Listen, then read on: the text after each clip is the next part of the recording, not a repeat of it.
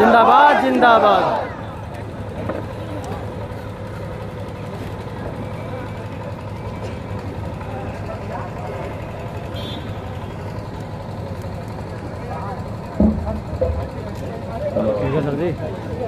Hello साथियों, बहुत हो रहा है, करवट हो गया ना। भारत मुक्ति मोर्चा के द्वारा सही ले और बहुजन क्रांति मोर्चा के द्वारा ईवीएम भंडाफोड़ परिवर्तन यात्रा पार्ट 2 कन्याकुमारी से कश्मीर तक चलने वाली ये परिवर्तन यात्रा 21 फरवरी से देखिए चल रही है। ये यात्रा 365 दिन तक चलेगी। तो 21 फरवरी 2023 से 21 फरवरी 2024 तक 365 दिन तक चलेगी। जो पहली परिवर्तन यात्रा चली थी वो 180 दिन की थी। ये 365 दिन तक 674 जिलों में जाकर के एक परिवर्तन यात्रा का संदेश पहुंचाने का कार्यक्रम करेगी। इसके अलावा 6500 तहसील है भारत में, उसमें 6000 तहसीलों में जो भारत मुक्ति मोर्चा के, बहुजन क्रांति मोर्चा के दूसरे श्रेणी के नेता कार्यकर्ता है, उनके माध्यम से ये कार्यक्रम 6000 तहसीलों में चलाया जाए। तो ये साल भर में इस तरह से ये एक बहुत बड़ा राष्ट्रीय स्तर का अभियान चलाया जा रहा है। और इतना बड़ा अभियान 365 दिन तक चलने वाला अभियान शायद ही किसी संगठन के द्वारा भारत में इसके पहले चला गया हो। दूसरे लोग इसलिए नहीं चला पाए क्योंकि उनके पास इतना बड़ा विशाल संगठन का जाल नहीं, संगठन की शक्ति नहीं। हमारे पास में 31 राज्यों में 567 जिलों में और 4000 से ज्यादा तहसीलों में, 22000 से ज्यादा ब्लॉक में और 1.5 लाख से ज्यादा गांवों तक ये जाल फैला हुआ है। और इस वजह से इतना विशाल कार्यक्रम, राष्ट्रीय स्तर का अभियान चलाने में हम लोग सक्षम हैं। मेरी उम्र 18 साल 3-4 महीने की रही होगी। उस समय से ये काम, ये संगठन शक्ति निर्माण करने का कार्य हमने किया। आज मेरी उम्र 66 साल है। इतना लंबे समय तक हम लोगों ने इस संगठित शक्ति निर्माण करने का काम किया। इस वजह से इतना बड़ा काम हो पाया। साथियों, ये जो ईवीएम भंडाफोड़ परिवर्तन यात्रा है, ये चलाने के पीछे का मकसद जानना बहुत जरूरी है। 8 अक्टूबर 2013 को सुप्रीम कोर्ट ने ईवीएम मशीन के बारे में अपना निर्णय सुनाया, अपना निर्णय दिया। ये सुप्रीम कोर्ट का ये दिया हुआ जजमेंट है, दिया हुआ निर्णय है। ये कोई काल्पनिक बातें नहीं कह रहा हूं। ईवीएम मशीन के द्वारा इस देश में फ्री, फेयर एंड ट्रांसपेरेंट चुनाव नहीं हो सकता। फ्री यानी भ्रष्टाचार मुक्त नहीं हो सकता, फेयर यानी निष्पक्ष नहीं हो सकता, ट्रांसपेरेंट यानी पारदर्शी नहीं हो सकता।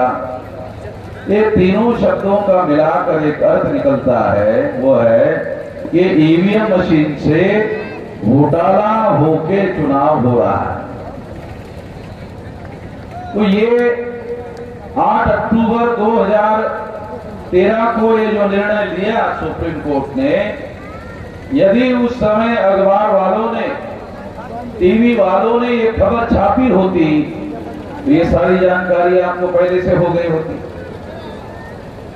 अखबार वालों ने, टीवी वालों ने इस खबर को छापा नहीं, इसे छुपा कर रखा। क्योंकि दुनिया में कोई भी षड्यंत्र जो है वो छुप कर किया जाता है। और ये भी एक षड्यंत्र था आप लोगों के वोटों की चोरी करने का षड्यंत्र था। बाबा साहब अम्बेडकर के द्वारा 26 जनवरी 1950 को जो संविधान लागू किया, उस संविधान में आपको वोट का अधिकार दिया गया है। ये वोट का अधिकार राजा बनने का, राजा चुनने का अधिकार। जब वोट के अधिकार की चोरी हो जाती है तो राजा बनाने का अधिकार, राजा बनने का अधिकार खत्म हो जाता है और आप केवल भिखारी बने रहते हैं। इसलिए ये जानकारी सारे देश भर के लोगों को दिया जाना बहुत जरूरी है। इस बात को ध्यान में रखते हुए 8 अक्टूबर 2013 को सुप्रीम कोर्ट ने जो निर्णय दिया, उसकी जानकारी देने के लिए राष्ट्रीय स्तर का यह अभियान शुरू किया गया। साथियों, सुप्रीम कोर्ट ने जो निर्णय दिया, फ्री फेयर एंड ट्रांसपेरेंट चुनाव नहीं हो सकता, अर्थात ईवीएम मशीन घोटाला करके चुनाव करती है। इसलिए सुप्रीम कोर्ट ने एक और निर्णय दिया कि इस घोटाले को रोकना होगा।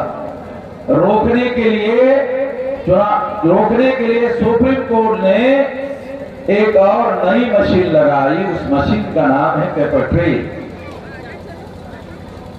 पेपर ट्रेल लगाने के पीछे सुप्रीम कोर्ट का मकसद था वोटों की चोरी रोकी जाए।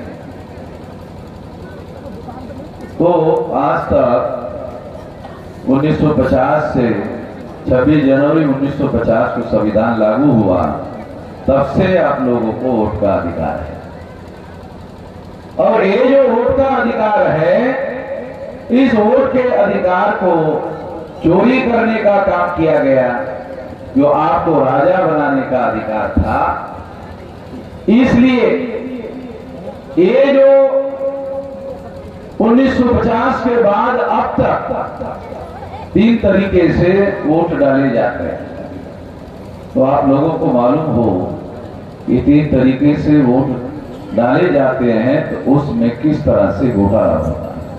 तो मैं आपको जो घोटाला समझाने के लिए वोट के जो 3 तरीके हैं, वो थोड़ा आपको प्रिसाइज में समझा।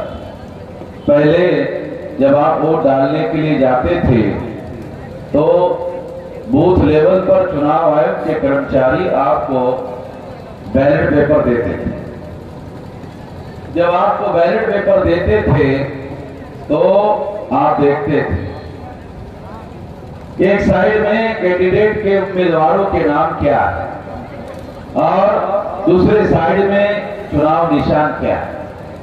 तो आप देखते थे चुनाव निशान गधा, घोड़ा, सुअर, कुत्ता, ऐसे चुनाव निशान नहीं होते। आप लोग भी जानते हैं, मैं भी जानता हूं। फिर मैं क्यों बता रहा हूं? इसलिए बता रहा हूं ताकि आपको उदाहरण देकर समझाया जा सके। जो मैं समझ चुका हूं वो बात आपको भी समझ में आनी चाहिए। इसलिए आप लोगों को समझाने के लिए ये बात मैं आपको बता रहा हूं। तो जब आप चुनाव निशान देखकर फिर सोचते थे, क्या सोचते थे? किसको वोट दे, किसको वोट दे, किसको वोट दे, किसको वोट दे। चलो इस बार कुत्ते को वोट दे दिया जाए। तो उस समय क्या होता था? उस समय आपको मोहर लेनी पड़ती थी।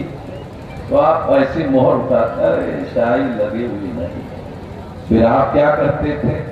तो वहां इंक का पैड होता था, तो आप ऐसा हाँ, शाही लग गई। फिर उसके बाद आप देखते थे कि जिस कुत्ते पर आपको निशान मोहर लगाना है वो देखते थे, और देखने के बाद क्या करते थे? ये मोहर जो है ऐसे, हाँ बराबर लग गया, जहां मैं लगाना चाहता था वह लग गया है। और फिर आप क्या करते थे? ऐसा फोल्ड करते थे, फिर और छोटा करते थे, फिर और छोटा करते थे और बैलेट बॉक्स में डाल देते थे। निश्चिंत होकर अपने घर में जाते थे कि मैंने जिस कुत्ते को वोट दिया है, मेरा वोट उसी कुत्ते के नाम पर जमा हो गया। आपको गारंटी होती थी इधर उधर जाने वाला नहीं, बराबर कुत्ते के नाम पर ही जमा होने वाला। एक पहला तरीका था। उसके बाद 2004 में ईवीएम मशीन आई और ईवीएम मशीन आने के बाद आप वोट डालने के लिए गए, आपने बटन दबाया, कमल का फूल, साइकिल, हाथी, पंजा, आपने जो आपकी मर्जी है आपने दबाया, मगर चुनाव निशान पर मोहर लगी, आंखों से दिखाई नहीं दिया। बैलेट पेपर पर आपको सारा कुछ आंखों के सामने होता था और इस वजह से आप निश्चिंत होते थे, मगर ईवीएम मशीन में आपको आंखों से वो मोहर लगी है ऐसा दिखाई नहीं दिया। 2004 में दिखाई नहीं दिया, 2009 में दिखाई नहीं दिया। जब नहीं दिखाई दिया तो घोटाला हुआ, और घोटाला हुआ तो डॉक्टर सुब्रमण्यम स्वामी इसका दस्तावेजी सबूत लेकर सुप्रीम कोर्ट गए और सुप्रीम कोर्ट ने निर्णय दिया कि EVM machine free fair and transparent चुनाव नहीं करती है। फ्री फेयर एंड ट्रांसपेरेंट चुनाव के लिए एक और मशीन लगानी होगी, उस मशीन का नाम है पेपर ट्रेल। तीसरी मशीन, तीसरा तरीका है 2014 में वो तीसरी मशीन लगी, आप फिर गए बटन दबाने के लिए, फिर आपने बटन दबाया तो आपको आंखों से दिखाई दिया क्या मैंने जिस कोड दिया है उस पर चुनाव निशान लगा, मोहर लगी है, बटन लगा, टप्पा लगा हुआ है। ये 2014 को दिखाई दिया और कितने जगह पर चुनाव आयोग ने एक पेपर ट्रेल मशीन लगाई। सुप्रीम कोर्ट के आदेश पर पेपर ट्रेल मशीन कितने जगह लगाई? 0.33% लगाई। कितने जगह नहीं लगाई? 99.67% नहीं लगाई। इट मीन्स लगभग नहीं लगाई। सुप्रीम कोर्ट का आदेश होने के बावजूद भी 2014 में चुनाव आयोग ने ये मशीन नहीं लगाई, घोटाला पकड़ने वाली मशीन नहीं लगाई। ये जो पेपर ट्रेल मशीन है ये घोटाला पकड़ने के लिए बनाई गई मशीन है, ये मशीन नहीं लगाई। जब नहीं लगाई 2014 में नहीं लगाई, 2015 में नहीं लगाई, 2016 में नहीं लगाई, तो मैं सुप्रीम कोर्ट के ये काल्पनिक बातें मैं नहीं बताना चाहता हूं, क्योंकि ये काल्पनिक लड़ाई नहीं है, ये मैं सुप्रीम कोर्ट के और सुप्रीम कोर्ट के जजेस को मैंने कहा, जज साहब आपने 8 अक्टूबर 2013 को घोटाला पकड़ने वाली मशीन पेपर ट्रेल मशीन लगाई थी, मगर चुनाव आयोग ने लगभग 2014, लगभग 2015, लगभग 2016 में नहीं लगाई। जब नहीं लगाई तो ईवीएम मशीन जो घोटाला करने वाली मशीन थी वो घोटाला सदस्तूर जारी है। इसको रोकने के लिए आपने मशीन तो लगाई, मगर चुनाव आयोग घोटाला पकड़ने वाली मशीन नहीं लगा रहे हैं। 0.33% लगाए, इसमें तो चोरी पकड़े नहीं जाएगी। 99.67% तो नहीं लगाई, इसका मतलब लगभग नहीं लगाई, तो चोरी चल रही है, घोटाला चल रहा है, लगाया जाए। तो सुप्रीम कोर्ट ने मेरे केस में ये निर्णय दिया, मेरे फेवर में, मेरी बात सुनकर मेरे फेवर में निर्णय दिया। उस समय चुनाव कमिश्नर थे शहीद नसीम अहमद जैदी, एक चीफ इलेक्शन कमिश्नर थे, उसके विरोध में मैंने एक केस दायर किया। तो सुप्रीम कोर्ट ने निर्णय दिया 24 अप्रैल 2017 का 2019 के लोकसभा चुनाव में 100% घोटाला पकड़ने वाली मशीन पेपर ट्रेल मशीन लगाई जाएगी। ये मेरे केस में सुप्रीम कोर्ट ने निर्णय दिया। जिस किसी को ये सुप्रीम कोर्ट के जजमेंट की कॉपी लगेगी वो मेरे से ले लेना। मशीन लगाने का आदेश दिया सुप्रीम कोर्ट ने और 100% लगाने का आदेश दिया। जब 100% लगाने का आदेश दिया तो प्रधानमंत्री नरेंद्र मोदी थे 17 को। तो नरेंद्र मोदी को सुप्रीम कोर्ट के जजमेंट की कॉपी गई, उसके लॉ मिनिस्टर ने बताई उसको कि वामन मेश्राम ने तो टांग अड़ा दिया है। तो नरेंद्र मोदी कांग्रेस के पास गए कि देखो 2004 में आपने घोटाला किया था, 2009 में आपने घोटाला किया था, 2 बार घोटाला करके आपने सरकार बनाई, हम चुप रहे और आप और हमारे बीच में समझौता हुआ कि 2 बार आपके घोटाले में हम चुप रहेंगे, 2 बार हम घोटाला करेंगे तो तुम चुप रहेंगे। तेरी भी चुप, मेरी भी चुप, चोरी चुप, सारे चुप। तो जनता को पता ही नहीं चलेगा कि चोरी हो रही है, घोटाला हो रहा है, वोट की चोरी हो रही है, किसी को पता ही नहीं चलेगा। ये बात हमारा समझौता आपको हुआ था। अब एक नया संकट खड़ा हो गया है। कांग्रेस ने पूछा क्या संकट खड़ा हो गया है? वामन मेश्राम ने सुप्रीम कोर्ट का ऑर्डर लगाया, 100% घोटाला पकड़ने वाली मशीन लगाई जाएगी। अब 200% गारंटी घोटाला पकड़ा जाएगा। तो अब दोबारा घोटाले से सरकार बनाना है हमको 19 को।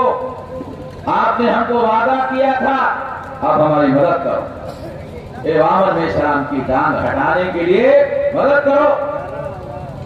कांग्रेस ने नरेंद्र मोदी को कहा, प्रधानमंत्री कौन होगा? सरकार किसकी? क्या हमने सरकार। चुनाव कमिश्नर किसने बनाया? क्या हमने बनाया। नरेंद्र मोदी ने कहा जब सारा कुछ तुम्हारे पास में है तो हमारी मदद क्यों मांग रहे हो? वामन मेश्राम ने टांग अड़ा दी है। ये गांधी जी की सिंगल हड्डी वाली टांग नहीं है, वामन मेश्राम की टांग है, ये डबल हड्डी वाली टांग है। इतना आसान नहीं है कि उसको उठा करके हटा दिया। गांधी जी की होती तो हम हमेशा उठाते रहते। गांधी जी का कोई कीमत थोड़ी है। तो इस तरह से कांग्रेस को उन्होंने कहा कि हमारी मदद करो। ये वामन मेश्राम की टांग हटाना है, साधारण मामला नहीं है। तब जाकर हम 2019 का चुनाव जीत पाएंगे। फरवरी 2019 को अभिषेक मनु सिंघवी कांग्रेस के सुप्रीम कोर्ट के लॉयर कांग्रेस के तरफ से केस लेकर गए। सुप्रीम कोर्ट ने केस रजिस्टर किया और कहा कि ईवीएम मशीन में जो वोट डाला जाता है उसके साथ साथ ये जो पेपर ट्रेल मशीन है उसका 50% मिलान करा दो। सुप्रीम कोर्ट में हमारे वकील थे, उन्होंने कहा, सुप्रीम कोर्ट में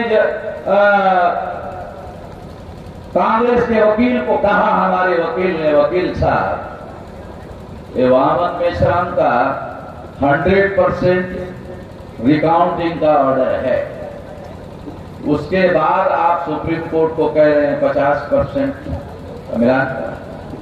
100 ज्यादा होते कि 50 ज्यादा होते? इतना छोटा गणित आपको समझ नहीं आ रहा। ये 100 ज्यादा होते हैं कि 50 ज्यादा होते? 100 ज्यादा होते हैं तो ज्यादा का ऑर्डर वामन मेश्राम के पास है, तो आप 50 की मांग क्यों कर रहे हो? अरे 100 का है, रहने दो। कांग्रेस ने कहा रिकाउंटिंग करना होगा, ज्यादा समय लगेगा। अच्छा, जल्दी रिजल्ट लगाना चाहते, ज्यादा समय नहीं लगाना चाहते। चलो बताओ, बाबा साहब अम्बेडकर ने संविधान में कहा लिखा हुआ है रिजल्ट जल्दी लगाओ? कहां लिखा है बताओ? केवल फ्री फेयर एंड ट्रांसपेरेंट चुनाव का लिखा है, जल्दी रिजल्ट लगाओ कहां लिखा है बताओ? ये तो नहीं। फिर क्या लिखा है? ईमानदारी से चुनाव होना चाहिए, जब तक ईमानदारी से चुनाव नहीं होगा ये लोकतंत्र कैसे चलेगा? ये लोकतंत्र की हत्या हो जाएगी। अगर जल्दबाजी में आप इस तरह से काम करोगे तो बहुत बड़ा खतरा देश में पैदा होता है। हमारे वकील ने यह मामला उठाया, सुप्रीम कोर्ट ने मामला उठाया, मगर उस समय जो चीफ जस्टिस थे रंजन गोगोई ने एक कहना चाहिए था, एक संवैधानिक प्रश्न था। 8 अक्टूबर 2013 को हमने फैसला दे दिया और वामन मेश्राम के केस में फिर 17 को हमने रिअफॉर्म करके दोबारा फैसला दे दिया और लोकसभा चुनाव में 100% पेपर ट्रेल मशीन लगाने का हमने आदेश दिया। और अगर हमने आदेश दिया तो अब दोबारा ये केस की हियरिंग नहीं की जाएगी। रंजन गोगोई चीफ जस्टिस को ऐसा कहना चाहिए था, उन्होंने ऐसा नहीं किया। क्यों? क्योंकि रंजन गोगोई पर, चीफ जस्टिस पर एक औरत ने विनय भंग का आरोप फंसा हुआ। तो दूसरे नंबर का जज था जस्टिस शरद बोबड़े, जो बाद में रंजन गोगोई के बाद में देश का चीफ जस्टिस ऑफ इंडिया हो गया। ये शरद बोबड़े कौन था? इसका दादा आरएसएस के वकीलों के विंग का संस्थापक अध्यक्ष, उसका पोता दूसरे नंबर का जज था। उसकी अध्यक्षता में 7 जज का बेंच बैठा और उसने जस्टिस गोगोई को निर्दोष छोड़ दिया। पर्दे के पीछे डिलीट हो गया, निर्दोष छोड़ दिया। और फिर जस्टिस पटनायक की अध्यक्षता में उस औरत की जांच करने का आदेश दिया। जस्टिस पटनायक ने उस औरत को भी निर्दोष छोड़ दिया। यदि रंजन गोगोई निर्दोष है तो इसका मतलब औरत ने उस जज पर जो आरोप लगाया वो झूठा था। अगर औरत का आरोप झूठा था तो उस औरत को सजा या दंड होना चाहिए, उसको निर्दोष नहीं छोड़ना चाहिए था। अगर उसको भी निर्दोष छोड़ दिया तो दुनिया के जुडिशियल हिस्ट्री में एक हैरान करने वाली बात है कि आरोप करने वाला भी निर्दोष और आरोपी भी निर्दोष। ऐसा होता नहीं है, ऐसा हुआ। और जब मैंने देखा, मैंने सुना, मैंने पढ़ा, मुझे समझ में आया कि पर्दे के पीछे खेल हुआ है, बनाव हुआ है, षड्यंत्र का प्लान बना है। और 8 अप्रैल 2019 को सुप्रीम कोर्ट में जस्टिस गोगोई चीफ जस्टिस ने फैसला दिया कि 50% मिलान नहीं होगा, 1% मिलान। 1% में ये चोरी पकड़। मेरा 100% का जजमेंट था, उसके बाद 1% का जजमेंट दे दिया और मेरा जजमेंट जो है वो नीचे दबा दिया गया और 1% का जजमेंट जो है ऊपर लाया गया और मेरा जजमेंट नीचे दबा दिया गया। जब सुप्रीम कोर्ट में ऐसा हुआ तो चुनाव आयोग को मौका मिला कि वामन मेश्राम के जजमेंट के अनुसार हम काम नहीं करेंगे, जो करंट जजमेंट है उसके अनुसार काम करेंगे। तो आरएसएस को, बीजेपी को और नरेंद्र मोदी को मौका मिल गया 2019 के चुनाव में। तो उन्होंने क्या किया? अब आरएसएस के लोगों को, बीजेपी के लोगों को कहा ये आदमी वोट डालने के लिए जाएगा 10-10 बार ठप्पा लगाएगा। कैसे? तो बहुत बड़े पैमाने पर घोटाला हुआ, 10-10 बार ठप्पा मारा गया। आप लोग सोचते होंगे ऐसा कैसे हो सकता है? आपको सबूत चाहिए, चलो सबूत देता। नरेंद्र मोदी वाराणसी में चुनाव लड़ रहे थे, वहां एग्जाम्पल के बोल रहा हूं, 11 लाख लोगों ने वोट डाला। मशीन से कितना निकलना चाहिए? 11 लाख निकलना चाहिए, 12,87,000 निकला। अरे लोगों ने 11 लाख वोट डाला तो 12,87,000 कैसे निकला? तो ऐसा वोट डालने की वजह से आरएसएस के लोगों ने सोचा जब हम लोगों को 1% ही करना है तो अब घोटाला पकड़ में आने वाला नहीं है, लगातार ठप्पा मारते जाओ। और ऐसा काम उन्होंने किया और कितनी जगह किया? मेरे पास चुनाव आयोग के द्वारा लिख कर दिया गया। मेरे पास डॉक्यूमेंट्री एविडेंस है, मेरे पास डॉक्यूमेंट्री एविडेंस है। चुनाव आयोग ने लिख कर दिया 373 लोकसभा सीटों पर लोगों ने जितने वोट डाले उस उससे ज्यादा निकले। सरकार बनाने के लिए कितनी सीटें जितना जरूरी है, 272। कितने सीटों पर ज्यादा वोट निकले, 373। ये चुनाव आयोग ने लिख कर दिया। इसका मतलब है 101 सीटों पर ज्यादा वोट निकले, 272 प्लस 101, 373। इसका मतलब यह है कि 2019 के चुनाव में आरएसएस ने, बीजेपी ने मिलकर जो चुनाव जीता 303 सीटों पर, 100% सीटों में बीजेपी आरएसएस ने घोटाला किया। 100% सीटों पर घोटाला, सारी सीटों पर घोटाला करके चुनाव जीता। तो ये नरेंद्र मोदी 2014 में भी घोटाला करके प्रधानमंत्री बना, 2019 में भी घोटाला करके प्रधानमंत्री बना, और कांग्रेस जो मेन अपोजिशन पार्टी है उन्होंने कोई ऑब्जेक्शन नहीं दिया।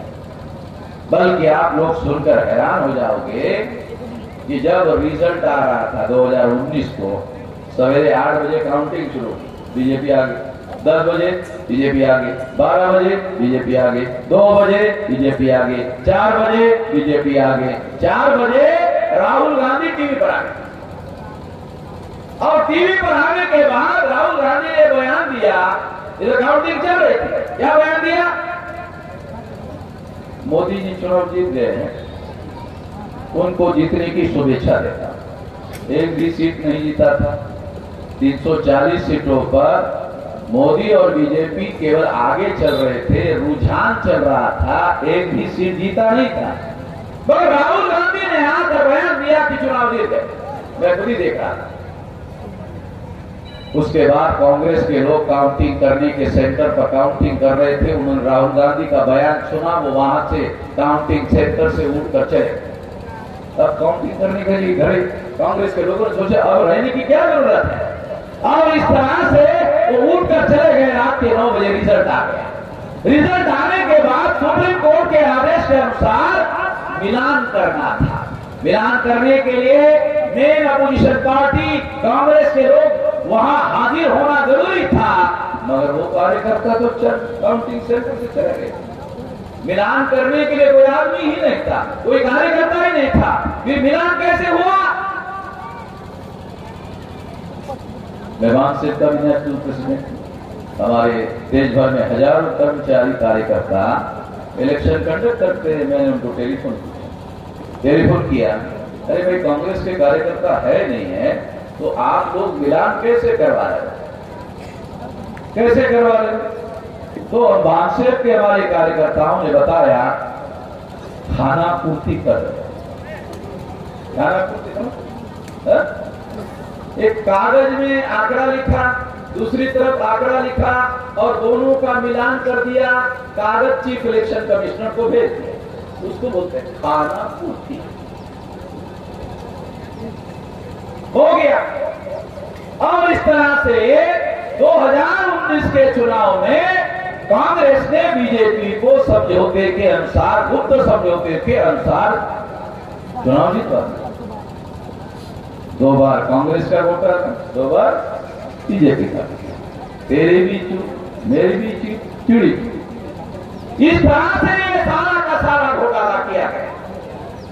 साथियों, ये जो घोटाला किया गया, इस घोटाले को हम लोगों को समझना बहुत ज्यादा जरूरी है और इसे रोकना भी जरूरी है। रोकेंगे कैसा, ये जानना जरूरी है, क्योंकि ये सारी कहानी जो मैं आपको बता रहा हूँ तो इसमें तो कोई खुश होने वाली बात है, सारी दुखी होने वाली बात है।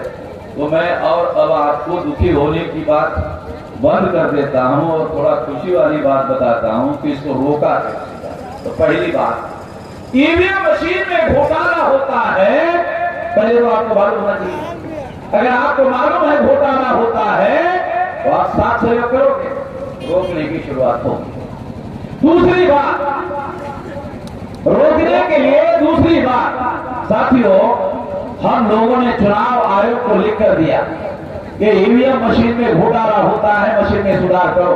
यदि तुम चाहते हो ईवीएम से ही चुनाव चाहते हो, चलो करो, मगर मशीन ईमानदारी वाली बना। जब मशीन का ऑर्डर तुम देते हो तो तुम ही भेदभाव करने वाली मशीन बनाते हो। तो ईमानदार मशीन बनाओ, ईमानदार मशीन का कार्यक्रम चलाओ। अगर चुनाव आयोग ने हमारी बात को नहीं माना, भारत बंद करेगा। आप लोगों को याद होगा सीए सिटीजनशिप अमेंडमेंट एक्ट के कानून पर हम लोगों ने भारत बंद करवाया, याद होगा आपको। सारे देश भर में हमने भारत बंद करवाया, देश भर में भारत बंद हुआ था। जब भारत बंद हुआ था तो नरेंद्र मोदी, अमित शाह, आरएसएस और विश्व हिंदू परिषद का जो कानून था दिल्ली में पास किया हुआ सिटीजनशिप अमेंडमेंट का, जिसमें वो प्रोपेगेंडा कर रहे थे कि ये कानून मुसलमानों के विरोध में है, मगर मैं आसाम जाकर देख के आया कि 19,48,000 लोगों को नागरिकता के अधिकार से वंचित किया। उसमें केवल 5 लाख मुसलमान थे, 14,48,000 SC ओबीसी के थे। तो मैंने समझ लिया कि ये कानून मुसलमानों के विरोध में नहीं है, अगर है 25% है, 75% SC ओबीसी के विरोध में है, इसलिए भारत बंद किया। अरे भारत बंद किया, बड़ा भारत बंद हो गया। जब भारत बंद हो गया तो आसाम में 19,48,000 लोगों को नरेंद्र मोदी ने, आरएसएस ने जो नागरिकता के अधिकार से वंचित किया था, लगभग सभी को नागरिकता बहाल कर दी। जिनको भारत सरकार ने नागरिकता के अधिकार से वंचित कर दिया, हमारे भारत बंद ने सभी लोगों को नागरिकता बहाल कर दिया। इतना बड़ा काम जो भारत के इतिहास में किसी ने ये हमने कहा। दूसरी बात, आप लोग और सुनकर हैरान हो जाओगे कि घोटाला पकड़ने वाली पेपर ट्रेल मशीन ये मैंने लगवाई चुनाव आयोग। ये 13 लाख मशीनें, घोटाला पकड़ने वाली मशीनें, ईवीएम मशीन को मैंने लगवाई ताकि फ्री फेयर एंड ट्रांसपेरेंट चुनाव हो।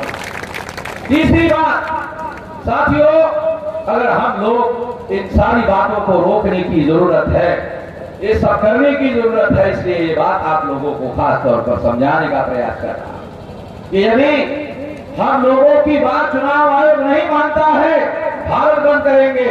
और भारत बंद करेंगे तो भारत बंद करने के बाद भी अगर चुनाव आयोग ईमानदारी से चुनाव करने का काम, कानून और संविधान के दायरे में रहकर चुनाव करवाने का काम अगर चुनाव आयोग नहीं करेगा, 2024 के चुनाव में ईवीएम मशीन फोड़ेंगे। जो ईवीएम मशीन हमारी किस्मत फोड़ेगा, उस मशीन को छोड़ देंगे। क्यों छोड़ेंगे? बाबा साहब अम्बेडकर ने हमारी किस्मत में लिखा, तुम राजा बन सकते हो। ईवीएम मशीन ने कहा तुमको भिखारी बना देंगे। हमको भिखारी बना दोगे तो जो मशीन हमको भिखारी बनाएगी उसको ऐसे ही थोड़ी छोड़ेंगे, उसको ऐसे ही खुला नहीं छोड़ेंगे, उसको फोड़ेंगे। तो मेरे मित्र लोगों का मुझे टेलीफोन आया कि मेश्राम जी जगाने का काम कर रहे हो, अच्छा था, मगर फोड़ने की बात आपने किया तो जेल हो सकता। तो हमने उनको कहा कि गांधी जी जेल में जाते जाते महान हो गए थे कि छोटे हो गए? कहा महान हो गए थे। अच्छा, अगर गांधी जी महान हो गए थे तो हम जेल में जाते जाते छोटे कैसे होंगे? हम भी तो महान होंगे। अगर गांधी जी भारत को आजाद करने के लिए जेल में गए थे तो हम भी भारत को बचाने के लिए जेल में जा रहे, तो हम भी तो वही काम कर रहे हैं, तो हम भी महान हो जाएंगे। जब गांधी जी महान हो गए थे तो गांधी जी ने क्या किया था? कहा अंग्रेजों को भारत छोड़ कहा।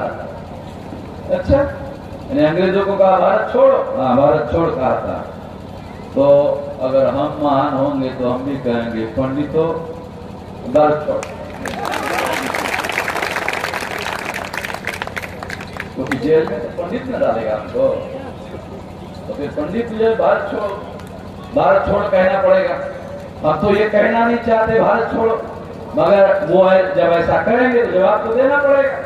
इसलिए इस तरीके से इस ईवीएम मशीन को आने वाले समय में रोकना होगा। ये बात हम खुल्लम खुल्ला इसलिए कह रहे हैं कि चुनाव आयोग को मालूम होना चाहिए।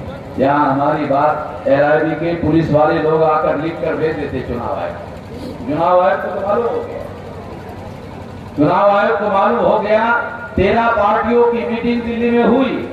जैसे ही हम लोगों ने ये अभियान शुरू किया, 4 नेशनल लेवल की पार्टियां, 9 रीजनल पार्टियां दिल्ली में मीटिंग हुई ईवीएम मशीन के बारे में, तो हमको लगा कि हमारा तीर निशाने पे लग गया है। 2019 के चुनाव में या तो ईवीएम ईमानदार बन जाएगी या तो ईवीएम मशीन हट जाएगी। अगर साथियों, अगर हम लोग ईवीएम मशीन फोड़ेंगे तो क्या होगा? चुनाव रद्द हो जाएगा। फिर भारत सरकार को और चुनाव आयोग को निर्णय करना पड़ेगा दोबारा चुनाव का। तो सरकार सोचेगी कि जनता ईवीएम पर चुनाव नहीं चाहती है, बैलेट पेपर लाना होगा, बैलेट पेपर आएगा। ऐसा करना होगा। तो ईवीएम मशीन फोड़ने के लिए कितने लोग रजामंद है? हाथ खड़े करें। अच्छा, सभी लोग हैं। नहीं तो मैं सोच रहा था कि जो हाथ खड़ा नहीं करेगा उसको देशद्रोही घोषित करने का सोच रहा है। तो सभी लोग देशभक्त है, इसलिए हम सब लोगों को मैं छोड़ रहा हूँ, बख्श रहा हूँ। ईमानदार लोगों को पकड़ा नहीं जा सकता। इस तरह से साथियों, इस अभियान को, आंदोलन को जारी रखना होगा। आप लोगों को कल से 10, 20, 25, 50, 100, 200 लोगों की मीटिंगें करो, लोगों के फॉर्म भरवाओ कि कितने लोग ईवीएम मशीन फोड़ने के लिए तैयार होते हैं और जेल में जाने के लिए मैं स्वेच्छा से तैयार हूं, ऐसा उनसे लिखवाओ। और जब इसके ज्यादा समय नहीं है, 10 साल 2030 तक सेंटर में हम लोगों की सरकार आ जाए और क्योंकि ये 13 गांव का आंदोलन बन जा रहा है। जब सरकार हमारी आ जाएगी तो जितने लोग भी जेल में जाएंगे सभी लोगों को स्वतंत्रता सेनानी का सर्टिफिकेट दिया जाएगा। स्वतंत्रता सेनानी का सर्टिफिकेट देने से क्या होगा कि उनको नौकरी जो है प्रेफरेंस में मिलेगी। तो किस लोगों ने कहा हमको तो पहले रिजर्वेशन है, रिजर्वेशन वालों को भी second preference, first preference should be given jail में जाने वाला, उनको पहले नौकरी मिलेगी और रिजर्वेशन वालों को दूसरे नंबर पर मिलेगी। एक फायदा होगा। और जेल में जाते जाते आजादी के लिए जो लोग जेल में गए, अरे उनको देशभक्त कहा गया। हम भी देश के लिए लड़ रहे हैं तो हम लोग देशभक्त ही माने जाएंगे। इससे कोई फर्क पड़ने वाला नहीं है। इस तरह से आप लोग इस काम के लिए राजी होंगे या हो रहे हैं, इसलिए आप सभी लोगों का आभार व्यक्त करते हुए आपने मेरी बात ध्यान से सुनी, इसके लिए आभार, धन्यवाद।